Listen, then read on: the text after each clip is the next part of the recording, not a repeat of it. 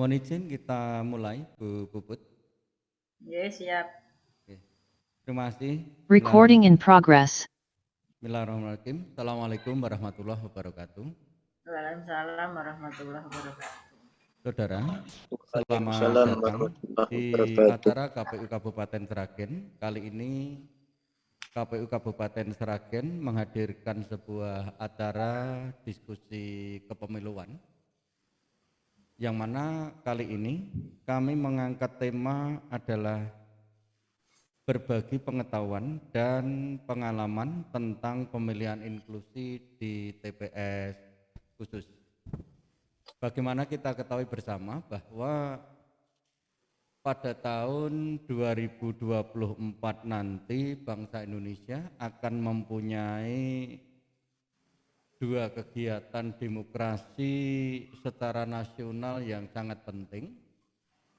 Yang pertama adalah kegiatan pemilu, yang mana pemilu nanti akan memilih 5 jenis pilihan, yaitu presiden, wakil presiden, DPD, DPR RI, DPR provinsi, dan DPR kabupaten atau kota.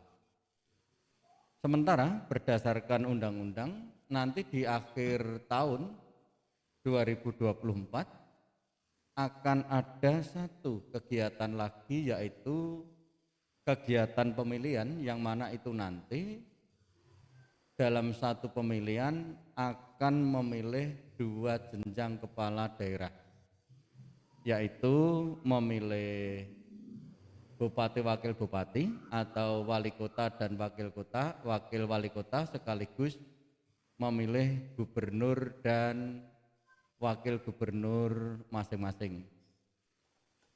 Dan untuk menuju ke arah sukses adanya pemilu dan pemilihan serentak tahun 2020,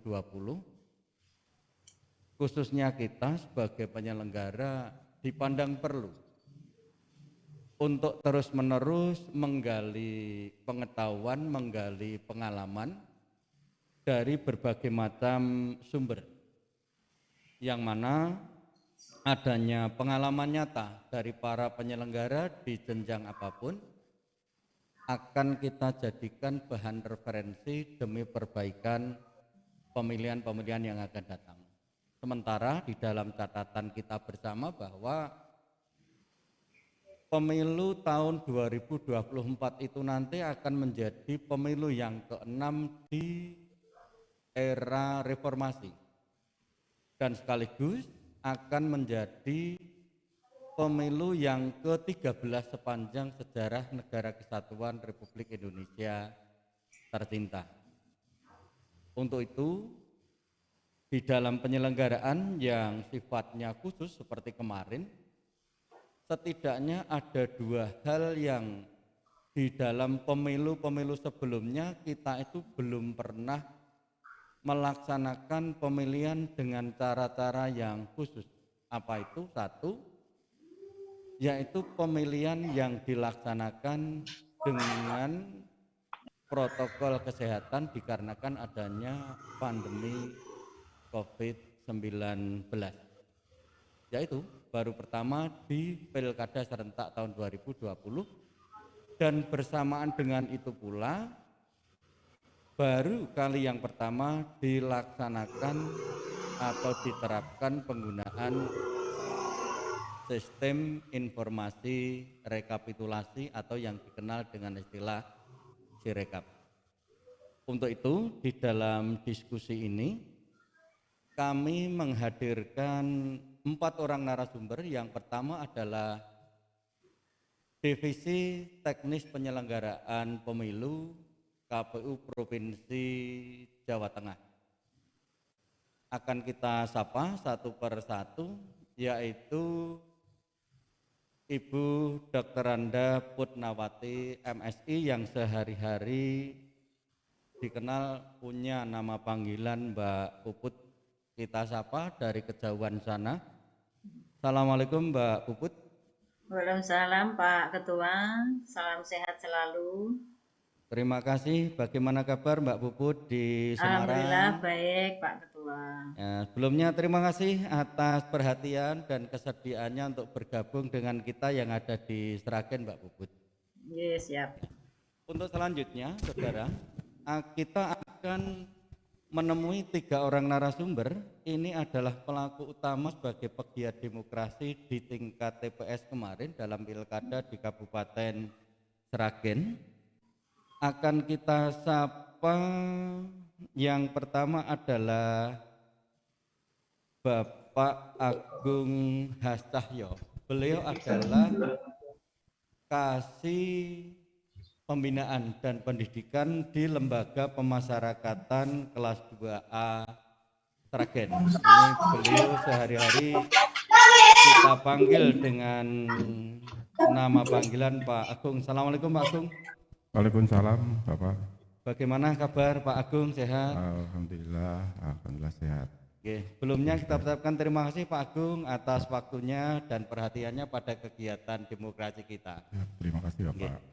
Untuk selanjutnya akan kita sapa, ini adalah Mas Andri. Ini adalah seorang pejuang demokrasi, pemerhati kepemiluan di Sragen. Sehari-hari tugasnya di Kecamatan Sragen, tetapi sewaktu pilkada kemarin yang bersangkutan bertugas sebagai ketua KPPS, yang sekaligus ini menjadi pahlawan karena berani menjadi petugas yang harus bergulat langsung dengan warga kita yang sedang terpapar COVID-19. Kita sapa. Assalamualaikum Mas Andri. Waalaikumsalam Bapak. Gimana Mas Andri kabar? Alhamdulillah keluarga sehat-sehat semua Bapak. Alhamdulillah. Terima kasih Mas Andri atas perhatian dan kehadirannya di acara ini. Iya Pak. Dan yang ketiga kita sapa, namanya relatif panjang ini, Mbak Dian Lukitasari. Ini adalah seorang perawat, ini luar biasa, tetapi tertarik di dunia kepemiluan. Ya, kita sapa Mbak Dian. Assalamualaikum Mbak Dian. Waalaikumsalam warahmatullahi wabarakatuh Bapak. Ya, terima kasih Mbak Dian. Gimana kabar? Alhamdulillah semua kabar baik. Ya, luar biasa bisa mendampingi kita semuanya di dalam acara diskusi kepemiluan ini. Dan ini Mbak Dian ini termasuk kita ajak berdiskusi karena di TPS 05 di Kalurahannya sana itu ada keistimewaan. Betul Bapak, iya. Ya, 7 orang KPPS semuanya perempuan semuanya. Iya, betul Ya, Pak. luar Iya. biasa ya. Iya. Terima kasih Mbak Dian. Baik saudara, untuk mengawali diskusi kita kali ini akan kita mulai dari penyampaian pengetahuan dan sekaligus pengalaman dari Divisi Teknis Penyelenggaraan Pemilu KPU Provinsi Jawa Tengah. Mbak Puput, waktu sepenuhnya dipersilahkan selama 15 menit Mbak Puput, monggo. Matur nuwun sebelumnya. Matur suwun Pak Ketua. Bismillahirrahmanirrahim. Assalamualaikum warahmatullahi wabarakatuh. Selamat pagi, salam sejahtera untuk kita semua. Yang saya hormati Ketua dan anggota KPU Kabupaten Sragen, Sekretaris beserta jajaran Sekretariat KPU Kabupaten Sragen. Yang saya hormati ini dan saya banggakan pelaku sejarah di tanggal 9 Desember 2020 kemarin dari Lapas, dari KPPS dan Serikandi yang di TPS tersebut 7-7-nya adalah perempuan, luar biasa sekali. Semoga kegiatan hari ini yang digagas oleh KPU Kabupaten Sragen senantiasa bermanfaat untuk kita semua. Teman-teman dan juga yang dari jauh ini dari yang ikut Zoom juga saya banggakan dan saya hormati. Terima kasih Pak Ketua, Pak Minarso terkait dengan kegiatan hari ini. Tadi sudah disampaikan bahwa penyelenggaraan pemilu tahun 2024 memang sampai saat ini belum ada kesepakatan kapan hari pemungutan suara di putuskan. Namun kita flashback ke tahun 2020 yang lalu, tentunya juga untuk perbaikan penyelenggaraan pemilu maupun pemilihan serentak di tahun 2024. Kita ingatkan kembali Ibu Bapak bahwa penyelenggaraan pemilihan serentak di tahun 2020 kemarin ini dilaksanakan di 270 daerah se-Indonesia, 9 provinsi, 224 kabupaten, dan di 37 kota.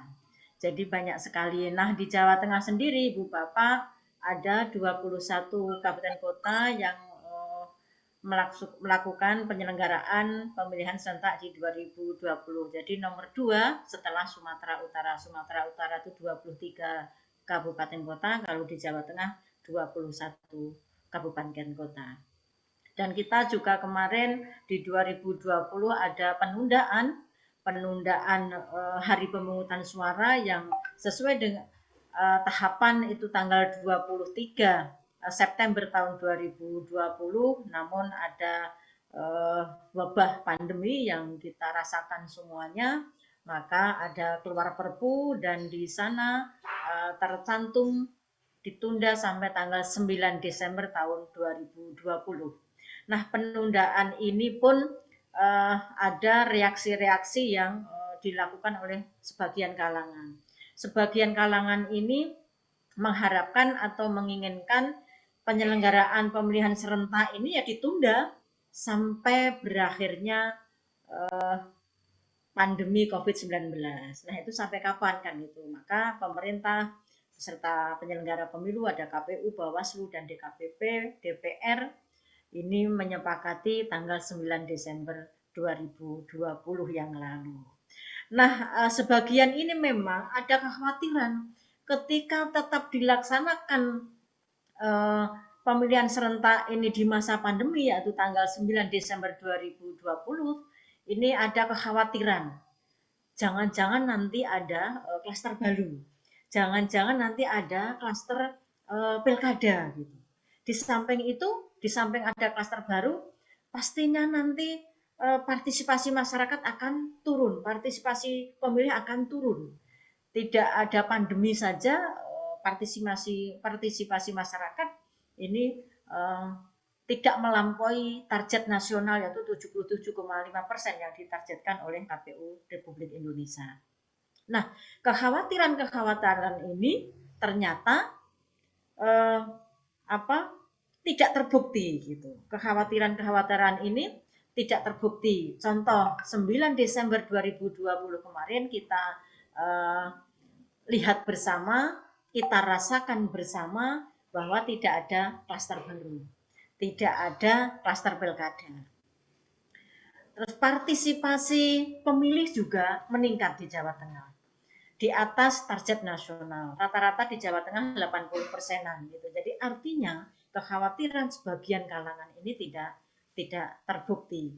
Dan kepatuhan terhadap protokol kesehatan, ini survei ya, gugus tugas ini dan Kompas juga melakukan survei bahwa kepatuhan pemilih, kepatuhan peserta pemilihan, kepatuhan penyelenggara pemilu ini 96%. Artinya sangat patuh terhadap penerapan protokol kesehatan. Jadi sekali lagi kemarin penyelenggaraan pemilu di 2020 ini diakui memang ini adalah pengalaman pertama kali ya sepanjang sejarah kepemiluan itu, karena dilaksanakan di masa pandemi COVID-19. Tentunya hal ini secara teknis ini tidak mudah gitu ya. Ada tantangan-tantangan bagi penyelenggara pemilu. Karena harus menerapkan tadi protokol kesehatan secara ketat dan di setiap tahapan. Ini juga mengalami kendala-kendala. Penyelenggara pemilu juga termasuk peserta pemilihan, juga termasuk juga pemilih. Oleh karenanya, Ibu Bapak, Komisi Pemilihan Umum Republik Indonesia melakukan langkah-langkah strategis bagaimana kualitas elektoral demokrasi ini tetap terjaga. bagaimana keselamatan pemilih, keselamatan peserta pemilihan, keselamatan penyelenggara pemilu ini tetap terjamin. Ini kalau bahasa latinnya ini salus populi lex esto. Jadi keselamatan ini di atas hukum gitu. Jadi KPU RI ini tetap menjaga bagaimana penyelenggaraan pilkada di masa pandemi ini masyarakat keselamatannya, kesehatannya tetap terjamin. Oleh karena itu KPU beserta jajaran yang sampai ke tingkat bawah melakukan koordinasi, kerjasama, sinergisitas dengan para pihak, dengan tentunya dengan pemerintah, ada gugus tugas, ada peserta pemilihan, ada masyarakat, TNI, Polri, dan lain-lain. Ini dilakukan oleh KPU beserta jajarannya sampai ke bawah. Artinya bagaimana penyelenggaraan pemilu ini visi KPU menyelamatkan semuanya ini terwujud kan itu. Contoh saja gitu ya, kemarin ini saat tahapan rekrutmen gitu ya, rekrutmen badan ad hoc. Rekrutmen badan ad hoc ini KPU ini kan membutuhkan gitu ya, rapid test. Untuk siapa? Untuk PPK, untuk PPS, KPPS, juga KPU Kabupaten Kota beserta sekretariat, KPU Provinsi beserta sekretariat ini melakukan rapid test secara berkala gitu. Nah, PPK di Jawa Tengah itu ada berapa? Ada 1.715. Terus dikalikan 5, itu setiap kecamatan itu 5. Ada sejumlah 8.575. Terus PPS-nya berapa? Itu ada 15.648 kali 3 karena personil PPS itu setiap desa kelurahan ada 3. Jumlahnya 46.944. Nah, TPS di Jawa Tengah pada pemilihan 2020 kemarin itu berapa? 44.077 TPS dikalikan 7 ketua dan anggota KPPS. Itu saya hitung itu ada 308.539 anggota KPPS. Linmasnya setiap TPS ada 2, itu jumlahnya 88.154. Nah, ketika sejumlah personil seperti ini, tentunya ada ruwet rentengnya di rekrutmen tahapan badan ad hoc. Dan memang sangat luar biasa dinamika pada saat rekrutmen badan ad hoc. Kami mengakui ya, bagaimana teman-teman KPU Kabupaten Kota, PPK, PPS, dan KPPS ini melakukan rapid test. Ada ketika nanti PPK, PPS, KPPS yang antigennya reaktif, maka dilanjutkan dengan swab. Ketika positif, maka perlu penggantian dan sebagainya dan sebagainya. Ini juga tantangan baru bagi teman-teman KPU Kabupaten Kota. Juga di saat tahapan pemungutan suara.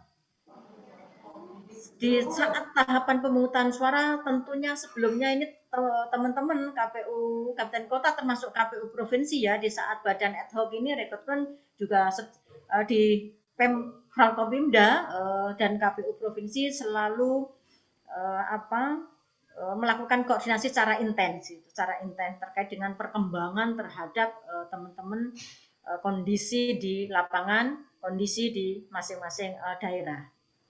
Di saat sebelum tahapan teman-teman KPU Kabupaten Kota juga melakukan koordinasi dengan rumah sakit, dengan lapas, dengan gugus tugas, ada berapa jumlahnya yang melakukan isolasi mandiri di rumah, isolasi di rumah sakit, isolasi di tempat khusus, kalau Sragen itu ada teknoprak dan sebagainya. Ini teman-teman melakukan secara intens terkait dengan jumlah pemilih yang akan melakukan atau menggunakan hak pilih di tanggal 9 Desember 2020 kemarin.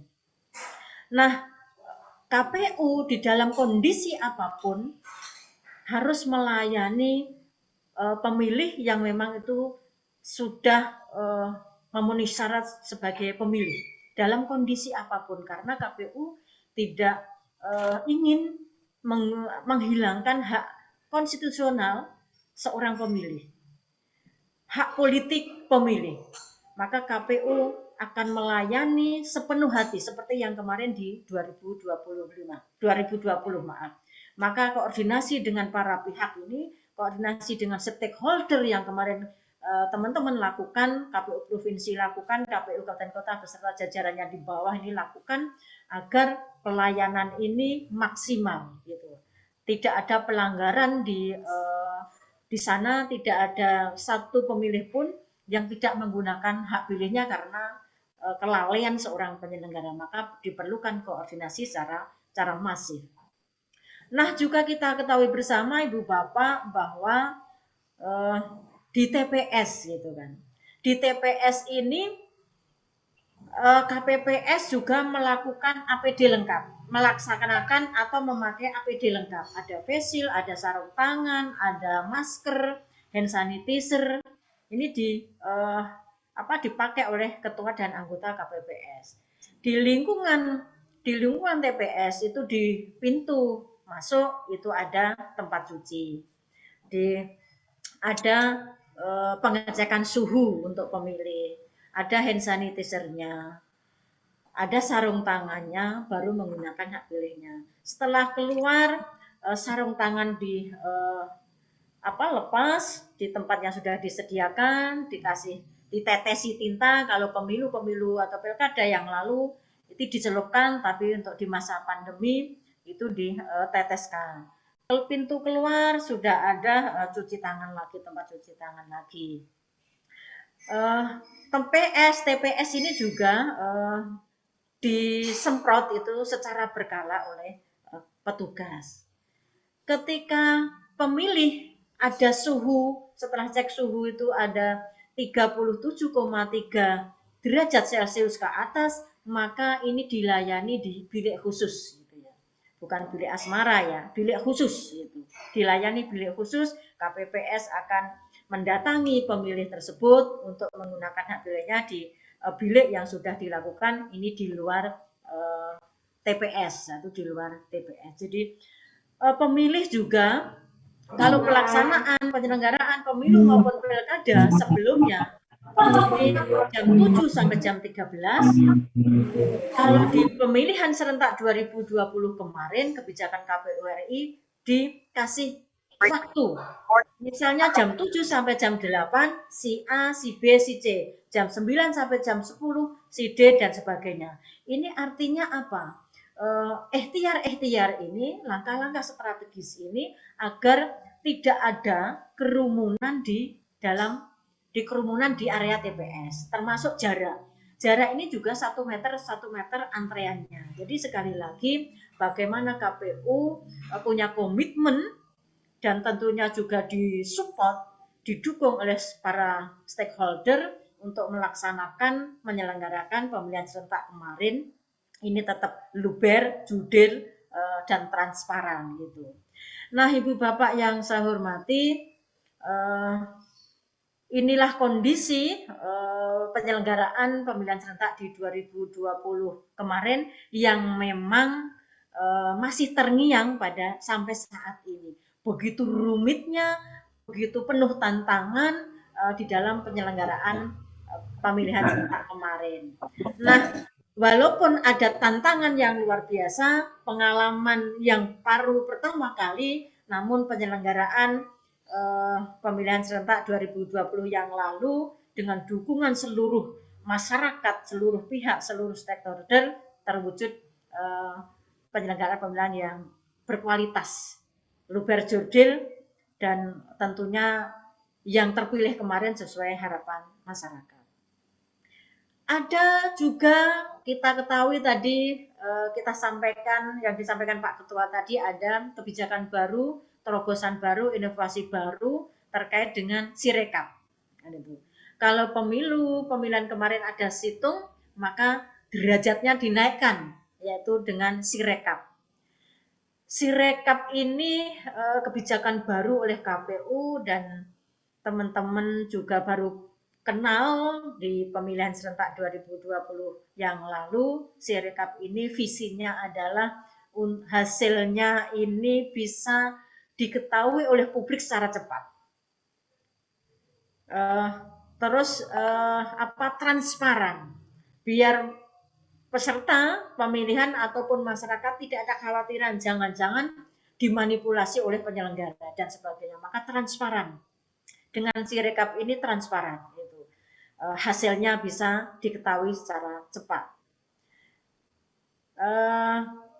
Memang kita ketahui nanti ya di sini kan ada nanti pelaku-pelaku itu dari KPPS nanti bisa bertestimoni terkait dengan yang terjadi di 9 Desember yang lalu.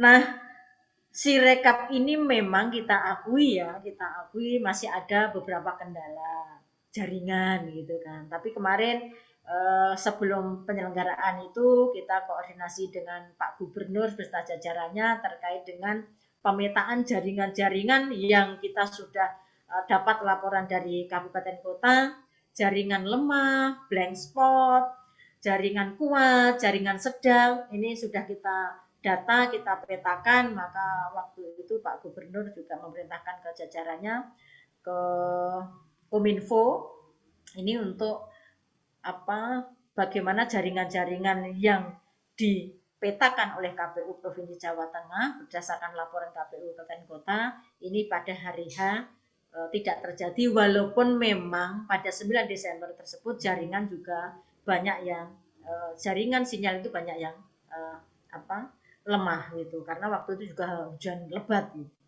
Server juga ada kendala, SDM juga ada kendala. Nah, evaluasi yang dilakukan oleh KPU RI terkait dengan Sirekap ini sekarang mulai proses perbaikan, proses pembaruan, proses peningkatan server dan lain sebagainya. Jadi sekali lagi pada hari ini, webinar hari ini yang digagas oleh KPU Kabupaten Sragen ada sharing knowledge, ini sangat penting terkait dengan penyelenggaraan pemilihan serentak di 2020 yang lalu agar ada perbaikan elektoral demokrasi ke depannya.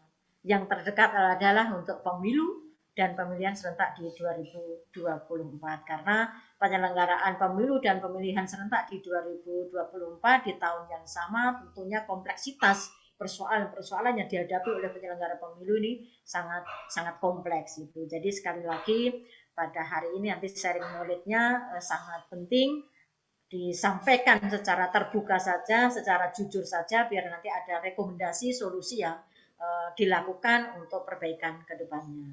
Jadi sekali lagi Pak Ketua, terima kasih sekali kami mewakili KPU Provinsi Jawa Tengah. Terima kasih kepada seluruh jajaran atau seluruh pihak di Jawa Tengah dan khususnya di KPU Kabupaten Sragen, di pemerintahan daerah KPU Pemerintahan Kabupaten Sragen. Terima kasih sekali atas kerjasamanya, ikut bersama-sama mensukseskan penyelenggaraan pemilihan serentak di tahun 2020 yang lalu. Selamat mengikuti webinar dan saya mohon maaf karena saya izin tidak bisa mengikuti sampai selesai karena ada undangan KPU RI di jam 9 di jam yang sama, maka kami kami tidak bisa membersamai teman-teman Sragen sampai selesai. Mohon maaf, kurang lebihnya saya mohon maaf. Wassalamualaikum warahmatullahi wabarakatuh. Waalaikumsalam warahmatullahi wabarakatuh.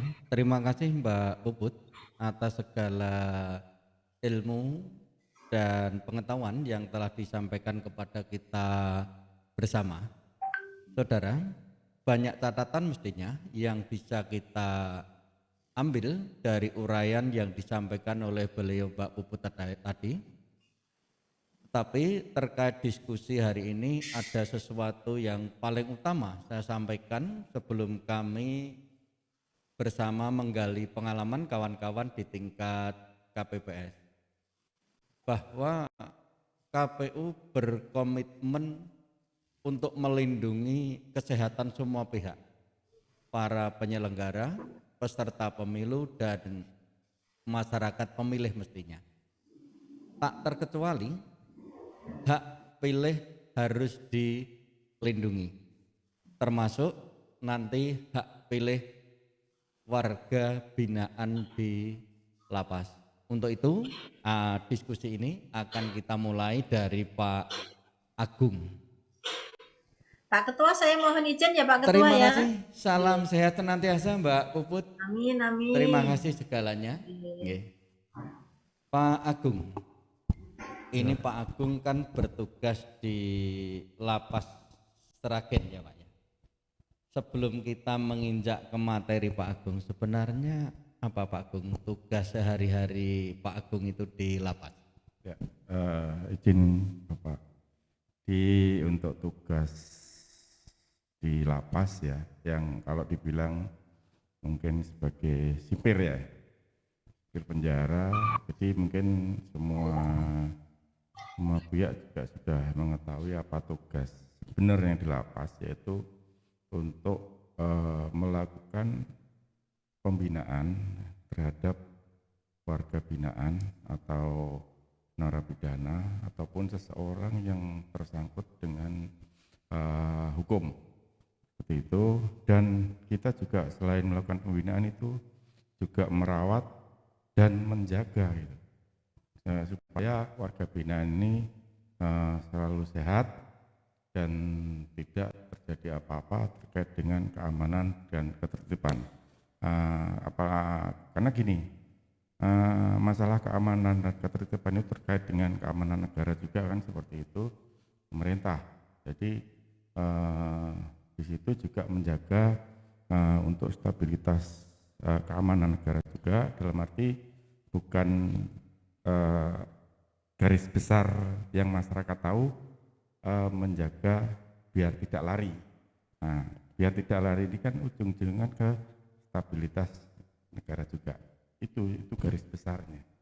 Ya, seperti itu. Baik Pak Agung, maaf ini kan dari kacamata awam ya. Kadang-kadang kan mendengar dulu ya. Ketika era kami di SMA itu kan ada istilahnya itu kan penjara begitu Pak Agung ya. Begitu mendengar kata penjara itu kesan masyarakat awam ini terus ya gimana gitu ya.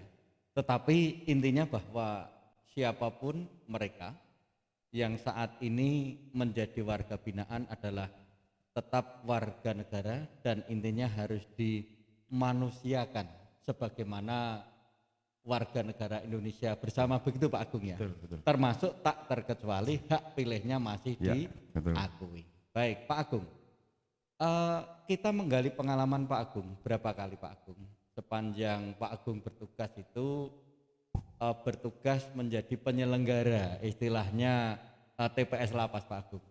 Ya, jadi saya mulai terjun menjadi penyelenggara pemilu itu semenjak tahun 2012.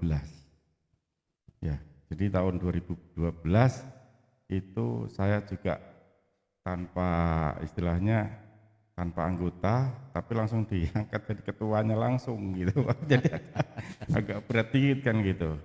Jadi memang ada tantangan dari tahun 2012 sampai 2020 kemarin. Jadi kalau saya hitung sebanyak 5 kali. Artinya setiap ada pemilihan pasti terlibat langsung Pak Agung ya. Betul. Nah, baik Pak Agung. Ini semakin menarik diskusi kita dan ini sudah pada istilahnya poin-poin penting Pak Agung.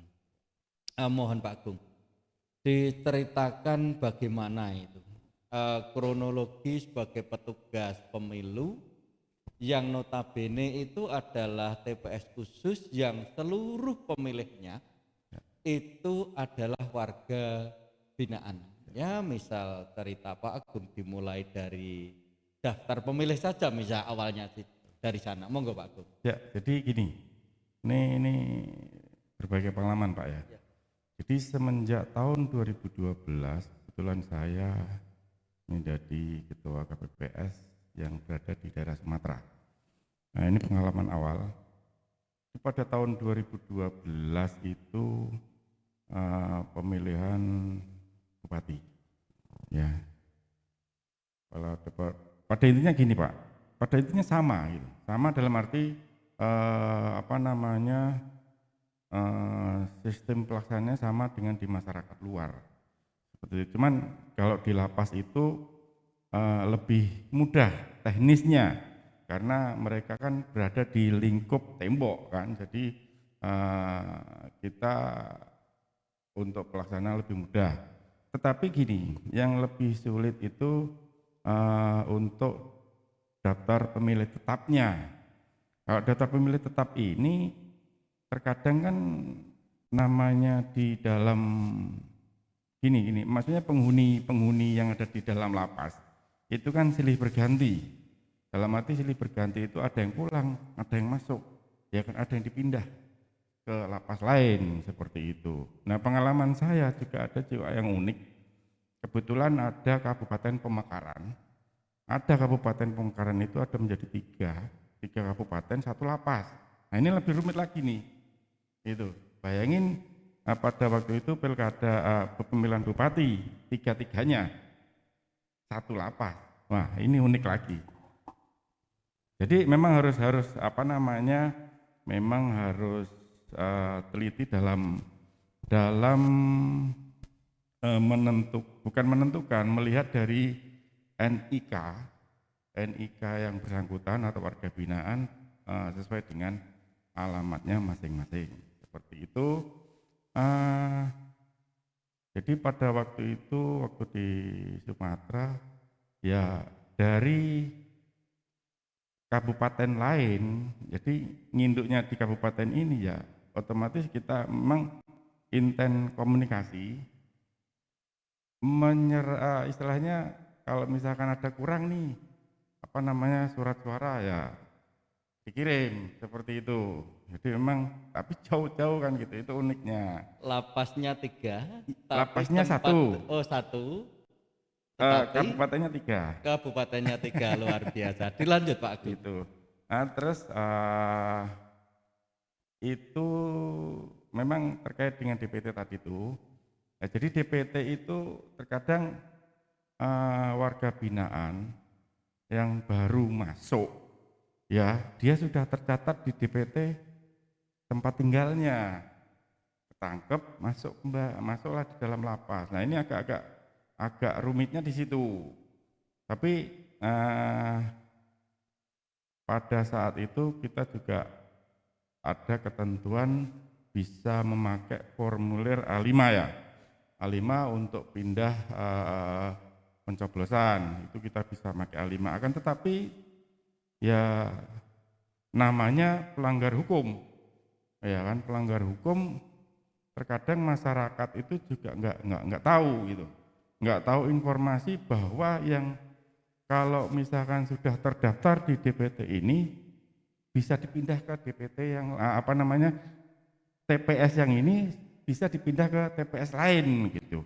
Itu masyarakat kurang begitu paham, apakah mungkin sosialisasi KPU-nya apa bagaimana, itu yang kita nggak tahu.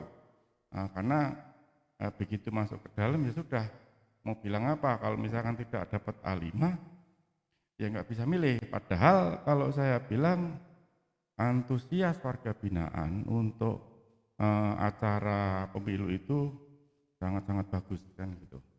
Nah, untuk pengalaman di tahun 2020 ya, ini menjadi sejarah juga karena diselenggarakan pada saat kita mengalami musibah pandemi COVID-19. Nah, ini alhamdulillah, maksudnya di dalam lapas itu tidak ada yang terpapar pada saat itu, pada tanggal 9 Desember itu. Jadi cuman pada waktu itu DPT kita sekitar 260-an, akan tetapi antusias warga binaan juga bagus. Yaitu tadi dari isi pada waktu itu 500-an ya yang terdaftar DPT itu 264.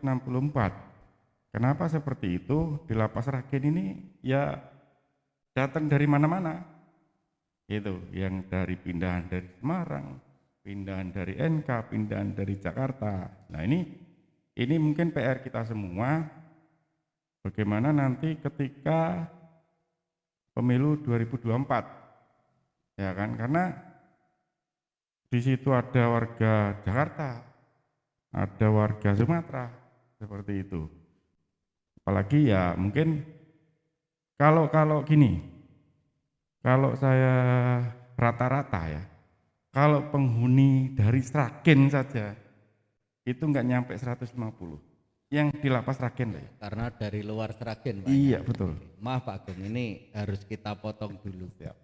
Karena kita menggali pengalaman dalam soal daftar pemilih. Itu mestinya kan ada sosialisasi bahwa akan ada pemilihan, nanti Bapak Ibu kawan-kawan ini punya hak begitu. Ada enggak kasus gini Pak Agung? Sebenarnya di dalam pemberitahuan kita ada warga binaan yang awalnya itu saya mau milih Pak, saya mau ikut milih, saya mau ikut milih. Tetapi ternyata setelah dipanggil katakanlah terus menjawab, wah saya enggak jadi memilih itu. Pernah enggak ada kasus seperti itu? Pernah. Oh pernah Ya, juga? pernah. Oh, Jadi- termasuk sebaliknya ya Pak Agung? Atau Betul. kemarin ditanya, saya enggak mau memilih Pak, tapi tiba-tiba dipanggil ternyata berangkat gitu. Ada juga ya Pak Agung ya? Betul, jadi gini, Ya. apa namanya ya, dia sudah tercatat di DPT. Dia sudah tercatat di DPT, tetapi begitu kita panggil yang bersangkutan nggak mau, ya kita menghormati hak mereka kan gitu. Nah, kemarin juga kita juga konsultasi dengan apa namanya PPK dan PPS terkait dengan warga Sragen kemarin yang pemilu kada kemarin, warga Sragen yang dia tidak masuk DPT, ya, tapi dia mempunyai NIK, ya kan, NIK.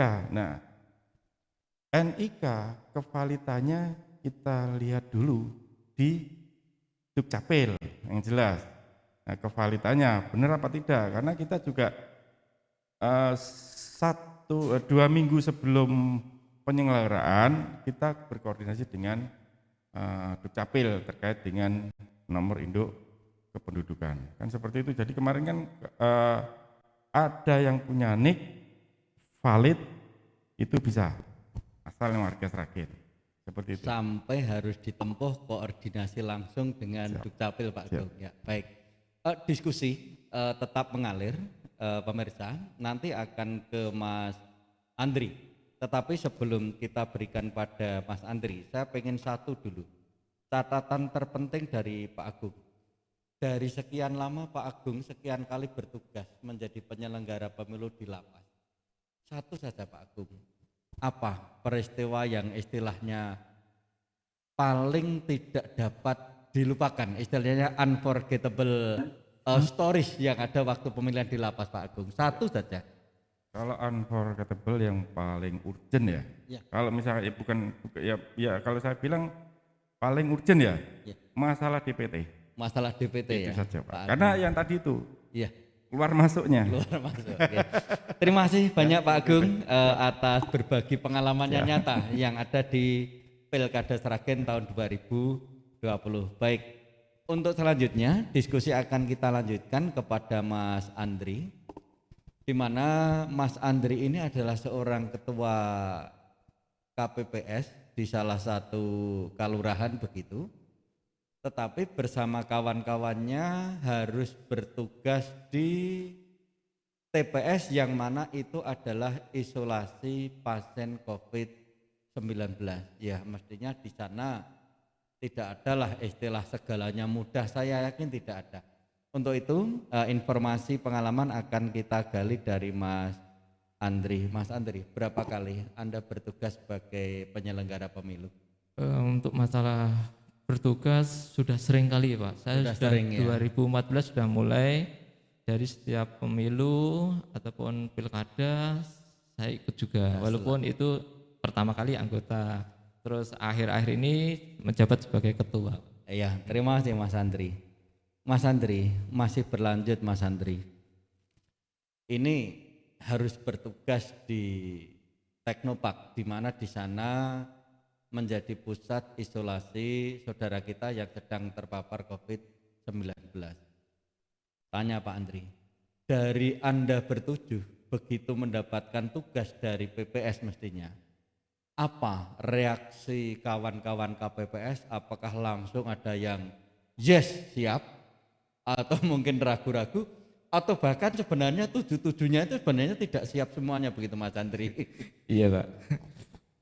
Pertama kali kami diinformasikan oleh PPS Kelurahan bahwasanya TPS terdekat nanti yang Di Kelurahan mengampu, Sine ya Mas? iya, Kelurahan Sine. ya, baik. Itu yang mengampu untuk Teknopark. Ya, saya sendiri selaku ketua siap. Tapi kita kan punya anggota, sudah kami florkan, kami informasikan kepada anggota bagaimana. Ada anggota yang istilahnya ragu-ragu juga Pak. Ada juga anggota yang menolak. Tapi kita komitmen bahwasanya bagaimana aspirasi ataupun pilihan hak suara dari warga masyarakat yang ada di Teknopark tetap kita layani, walaupun nanti kita tetap koordinasi dengan pihak PPS, PPK ataupun KPU di kabupaten. Terus bagaimana Anda meyakinkan anggota yang ragu-ragu, bahkan ada yang sebenarnya ya tidak mau lah sebenarnya? Apa yang Anda lakukan waktu itu? Untuk pelaksanaan pemungutan suara di Teknopark kita sudah dibekali dengan APD Pak. Sebenarnya kalau kita menggunakan APD yang pas, kita taati protokol kesehatan dan kita pelaksanaannya sesuai anjuran dari Dinas Kesehatan dan KPU, tetap kita aman. Karena untuk pemilihan di Teknopark di isolasi mandiri, dari warga yang isolasi mandiri tidak boleh menyentuh secara langsung kertas surat suara Pak. Jadi ada petugas sendiri yang nanti koordinasi dengan Panwas, ada petugas sendiri dari Dinas Kesehatan yang nanti membantu dalam pemilihan suara Pak. Seperti itu Pak. Oke, gini Mas Andri, Anda kan dari sebuah TPS, kemudian harus langsung ke Teknopark. Kesulitan apa yang Anda dapatkan yang harus bertugas di dua tempat itu nyatanya? Untuk masalah kesulitan, emang saya diberi waktu jam 12 siang sampai jam 1 siang. Jadi kita diberi waktu durasi 1 jam. Saya kira waktu 1 jam itu kurang Bapak. Karena apa? Persiapan untuk pelaksanaannya kita harus cermat. Selain itu kita harus mempersiapkan daftar hadir pindah TPS. Jadi untuk pemilu yang 2024 saya minta durasi waktunya ditambah.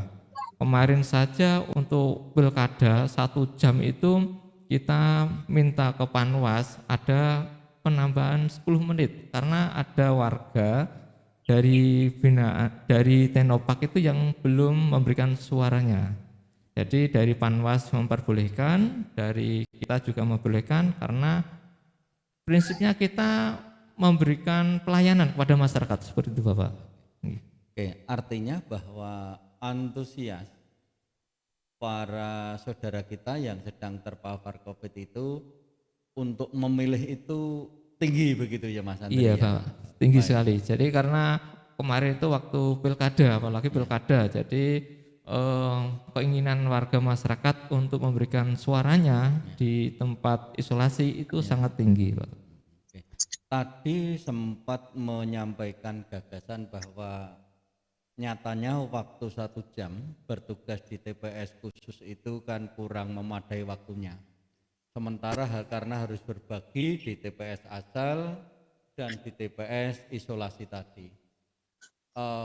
Begitu tahu apa tanggapan masyarakat setempat TPS Anda kalau KPPS-nya itu juga harus buru-buru ke tempat lain gitu, gimana tanggapannya? Ya tanggapan masyarakat ya bangga dengan TPS kami karena waktu itu kami bagi setengah 12 saya harus persiapan, kita hitung perjalanannya sama persiapannya setengah jam. Berapa jauh itu dari TPS Anda ke gedung Teknopark? Untuk perjalanan sekitar 15 menit Pak. 15 nyampe ya? Iya, sudah nyampe Pak. Tapi kan kita juga mempersiapkan segalanya Pak, yang Iya. lainnya.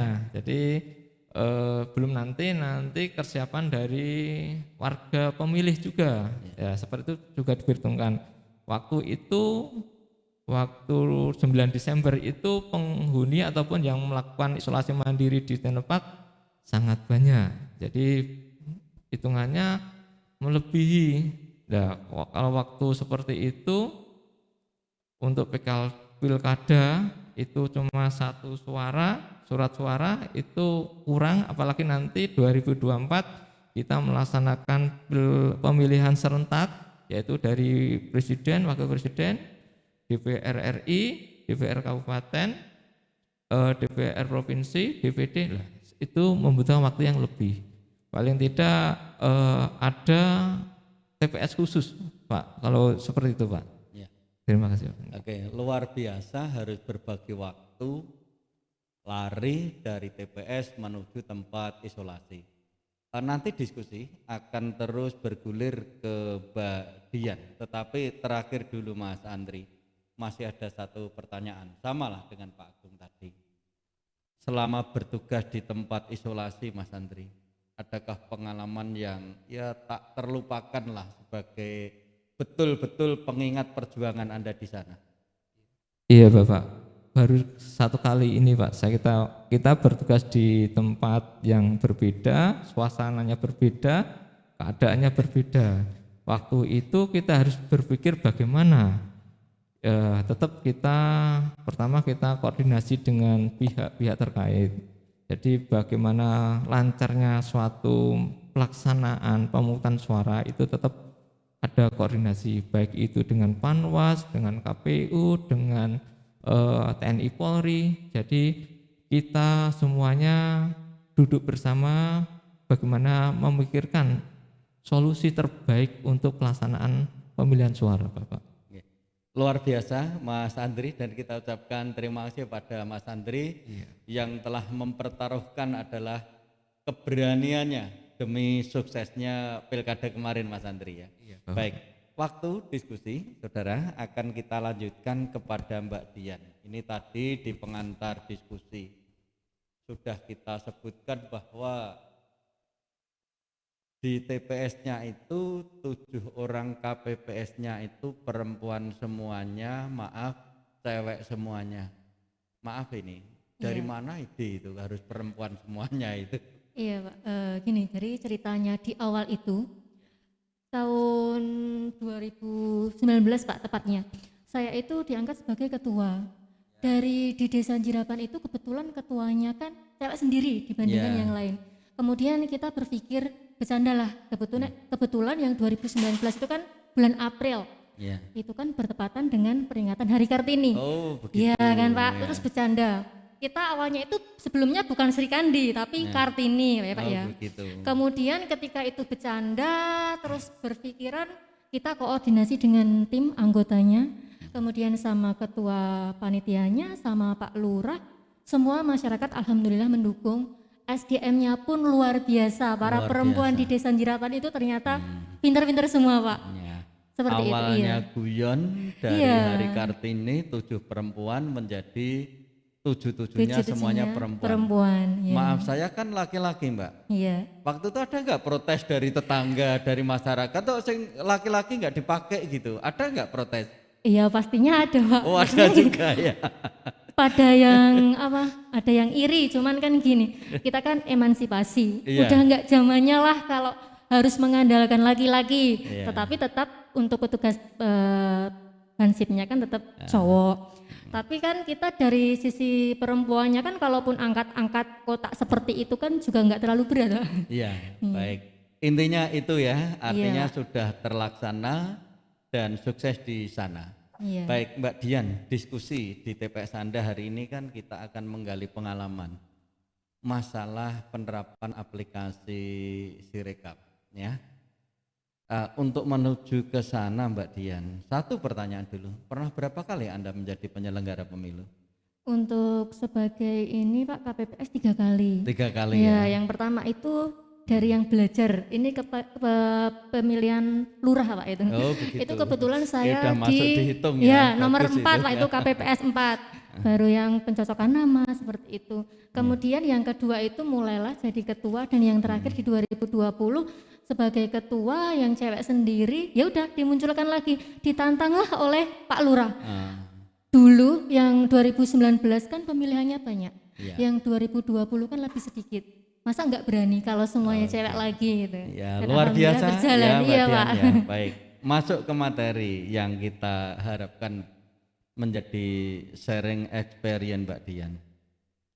Sirekap adalah baru pertama kali digunakan ketika pemilihan bupati secara serentak kemarin. Mendengar bahwa dalam pemilihan itu nanti akan menggunakan sirekap, apa tanggapan Anda beserta kawan-kawan anggota tentang sirekap itu? Ya, untuk tanggapannya pastinya kaget. Ya, dulu Kaget kan juga ya. sebelum Kagetnya gimana Mbak? Kagetnya? ya kalau terkejut sama ini sih guyonan. Tenanan bener sih gitu ya Pak ya. Gitu. Beneran Ya. enggak sih ini pakai aplikasi gitu kan. Saat itu kan juga sudah dikenalkan namanya kan Sirekap. Yang sebelumnya Sirekap kan kita juga sudah pakai yang versi Excel Pak. Ya. Kalau Excel kan nggak perlu pakai internet. Kalau yang Sirekap kan internet. Bingungnya gini, di desa Jirapan kadang sinyalnya down. Nanti berjalan lancar enggak ya? Seperti itu sih Pak. Ya pikiran awal kami yang kagetnya itu seperti itu.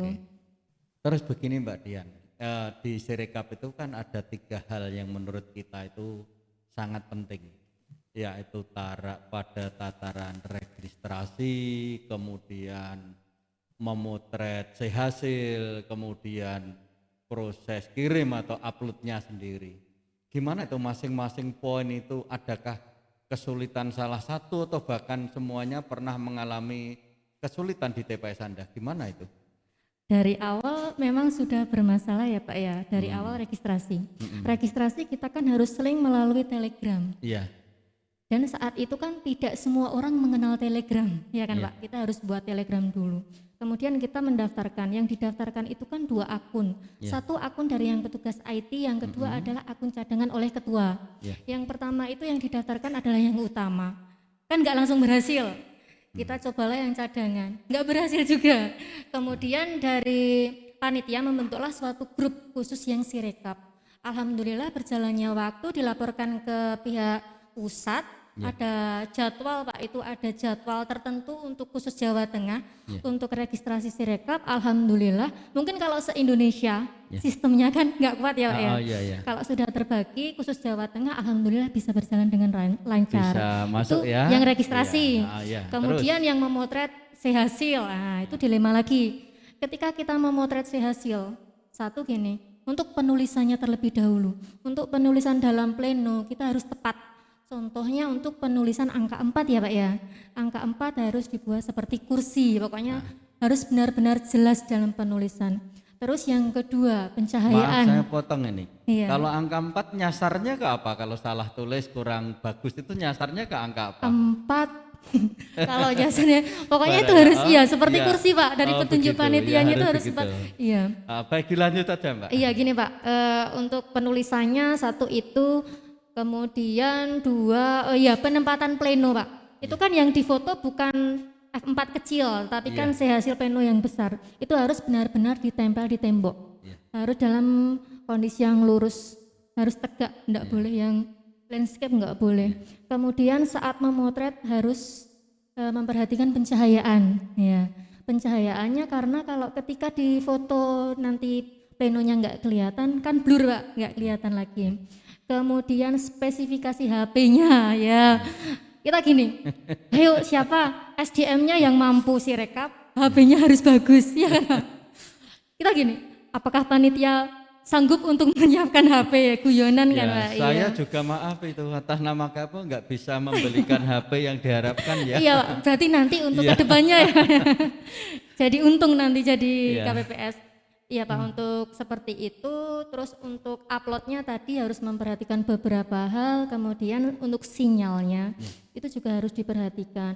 Alhamdulillah sebelum pelaksanaan hari H dari pihak panitia kan sudah mempersiapkan sematang mungkin. Sudah dibentuk grup, sudah untuk ini Pak, belajar mengupload terlebih dahulu atau uji coba. Dalam hal uji coba pastinya kan ada beberapa kendala. Dan waktu hari H alhamdulillah berjalan lancar. Ini kami terima kasih sekali kepada tim KPU. Kebetulan yang Sirekap itu di grup itu sama Pak Agus KPU. Iya. Ya, yang mendukung hal itu. Untuk penguploadan ya asal sinyalnya bagus sudah bisa berjalan dengan lancar, Pak. Sinyalnya bagus, HP-nya bagus. HP-nya bagus, pencahayaan bagus, SDM-nya pun harus bagus. Ya luar Ya, biasa pengalaman Mbak Dian. Ya, Ya. pertanyaan terakhir Mbak Dian, dari sekian banyak di balik ya segala macam keterbatasan, kekurangan, karena itu kan program kali yang pertama ya. Tapi sebenarnya secara umum bagaimana itu pendapat Anda itu tentang Sirekap itu? Kalau secara umum sih kita sangat support ya Pak ya, apalagi kan di era yang sekarang ini kan kita berada pada revolusi 4.0, Iya. di mana era digitalisasi harus terlaksana dengan baik. Berarti luar biasa KPU ini membuat suatu terobosan aplikasi Sirekap yang nggak mau ketinggalan zamannya gitu ya Pak ya. Kemudian kalau untuk memang benar-benar aplikasi Sirekap mau digunakan lebih lanjut, untuk perbaikan lagi ke depannya agar tidak perlu terjadwal saat registrasi. Jadi kita serentak seluruh Indonesia bisa terlaksana bareng-bareng gitu Pak. Oke. Terima kasih Mbak Dian. Iya Pak. Apa yang dilakukan oleh Mbak Dian belum pernah saya alami karena dulu belum saya di PPS, di KPPS belum pernah ada Sirekap. Kemudian yang dialami oleh Mas Andri itu saya juga belum mengalami dan kawan-kawan di komisioner ini karena dulu tidak ada wabah COVID dan mudah-mudahan itu pertama dan terakhir Mas Andri ya. Oke, dan Pak Agung ya mana mungkin saya bisa bertugas seperti Pak Agung ya. Tetapi semuanya itu merupakan pengalaman nyata bahwa KPU benar-benar pengen melindungi setiap warga negara yang punya hak pilih demi kualitas demokrasi kita. Luar biasa pengalaman kawan-kawan kita di tingkat TPS. Tapi kita tawarkan barangkali ke kawan-kawan atau pihak lain yang saat ini aktif mengikuti kegiatan diskusi bersama KPU Sragen dengan narasumber para pegiat demokrasi khususnya kemarin di Pilkada tahun 2020. Bisa saja langsung dari mana bisa memperkenalkan diri dan pertanyaan ditujukan kepada siapa? Dipersilakan barangkali ada monggo. Adakah yang masuk Mas dari chat kita? Belum ada ya? Baik. Begini, sebelum mengakhiri, ini demi masa depan demokrasi kita. Kami pengen closing statement dari masing-masing narasumber. Karena mic-nya terlanjur dipegang Mbak Dian dari sana kemudian Mbak Dian. Apa harapan Anda terhadap pemilu-pemilu yang akan datang berlebih-lebih tentang Sirekap? Oh iya Pak, terima kasih untuk harapannya ke depan. Kalau memang Sirekap mau tetap digunakan, itu Ya. tadi harus diperbaiki sistemnya lagi. Terus untuk Sirekap berarti kan harus mempersiapkan anggotanya yang benar-benar SDM-nya mampu menguasai IT. Karena itu nggak cuma megang Sirekap, nggak cuma uploadnya, tetapi kan harus menguasai isi dari Sirekap. Kemudian selain itu saat pemaparan di depan dijelaskan juga spesifikasi HP-nya, lokasinya, seperti itu ya Pak ya. Kemudian untuk harapannya semoga ini terakhir kali untuk pemilihan yang di era pandemi COVID-19. Iya. Alhamdulillah kasusnya sudah semakin menurun dan capaian vaksinasinya juga semakin meningkat. Seperti itu Pak, terima Oke, kasih. terima kasih Mbak Dian. Mas Andri, harapan untuk pemilu-pemilu yang akan datang? Harapan saya untuk pemilu yang akan datang semoga saja pandeminya sudah tidak ada Bapak. Amin, Pertama amin, itu amin. karena untuk pemilu-pemilu yang kemarin 2020 waktu pandemi kita harus mempersiapkan, terutama KPU Kabupaten mempersiapkan diri untuk sarana dan prasarana dan sistemnya, karena bagaimanapun KPU dari Kabupaten Sragen intinya itu melindungi hak suara, hak pemilih dari warga. Jangan sampai hak pilih dari warga itu tidak terakomodasi dari TPS. Saya sendiri di TPS 06 Kelurahan Sinem mengharapkan adanya koordinasi yang pas. Saya kemarin alhamdulillah bagus karena kita waktu emergensi pandemi waktu itu banyak sekali yang terkena COVID, yang terkena wabah COVID-19. Alhamdulillah bisa terlaksana walaupun kita ya masih seadanya. Tapi suatu saat nanti bisa dipersiapkan terlebih dahulu untuk keamanan dan kenyamanan dari pemilih dan petugas. Ya. Itu. Terima kasih Pak. Terima kasih Menteri. Dan terakhir Pak Agung, harapan pemilu-pemilu yang akan datang Pak Agung. Baik, mungkin harapan kita semua ya, untuk harapan kita semua bahwa mudah-mudahan pada waktu pelaksanaan pemilu serentak di tahun 2024 ini pandemi sudah berakhir. Amin. Ya, itu harapan kita semua. Ya. Akan tetapi mungkin perlu diantisipasi, namanya pandemi itu tidak mungkin berhenti begitu saja, itu pelan-pelan. Dan mungkin betul yang dikatakan Mas Andri tadi itu, untuk kenyamanan dan keamanan bagi pemilih dan petugas. Nah, khusus yang di lapas barangkali mungkin ini terkait dengan permasalahan DPT. DPT itu terkadang keluar masuknya warga binaan, ya kami berharap semua kan, kita berharap semua juga berharap ke seluruh warga Indonesia tidak ada yang melanggar hukum. Ya. Kan seperti Amin. itu. Amin. Itu tapi harapan ke depan yang DPT itu kita tetap koordinasikan dengan Dinas Dukcapil tempat untuk pemutakhiran NIK semacam itu. Dan ke depan bahwa ini harapan kita semua, mungkin terkait dengan pandemi, seandainya pun pandemi masih ada, barangkali mungkin ini biar masukan saja Bapak. Ya. Aturan pelaksanaannya. Ya. Jadi mungkin aturan pelaksanaan dari ujung dari ujung pulau ke ujung lain, maksudnya disamakan. Ya. Bagaimana penerapan pelaksanaannya, bagaimana teknisnya, apakah kertas suara ini biar tidak dipegang oleh pemilih, tapi dipegang oleh petugasnya, bagaimana teknis pelaksanaan demi itu keamanan, mungkin ya itu tadi demi kenyamanan dan keamanan petugas dan pemilih. Oke. Teknisnya mungkin disatukan gitu. Terima kasih Pak Agung. Ya.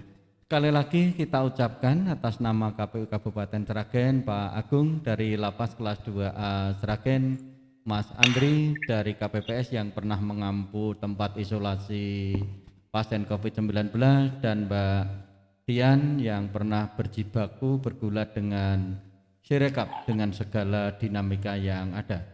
Saya yakin pengalaman yang Anda ceritakan bersama tadi bermanfaat untuk pemilu-pemilu yang akan datang.